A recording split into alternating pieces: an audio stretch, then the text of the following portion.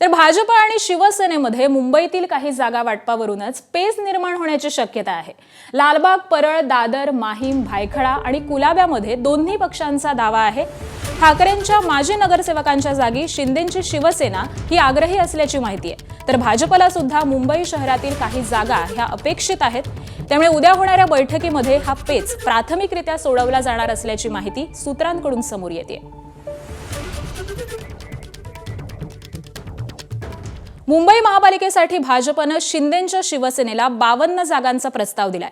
शिंदेंच्या शिवसेनेसोबत आनंदराज आंबेडकर आणि जोगेंद्र कवाडे यांना देखील शिवसेनेच्या कोट्यातून उमेदवारी देण्यात येणार आहे। सोबतच भाजपकडून आरपीआय आठवले गटाला त्यांच्या कोट्यातून जागा दिल्या जाणार आहेत अशी माहिती आहे। मात्र भाजपच्याच कमळावरती आरपीआयचे उमेदवार हे उभे असतील। अशातच भाजप एकटी जवळपास 175 जागांवरती आपला दावा हा कायम करताना दिसते। भाजपने 175 जागांची तयारी केल्यास स्वबळावरती 114 जागांचा बहुमताचा आकडा गाठणं हा शक्य होणार आहे।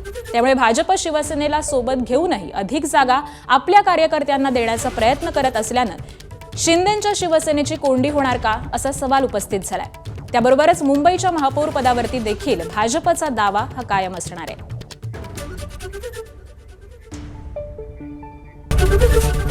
एबीपी माझा, उघडा डोळे बघा नीट।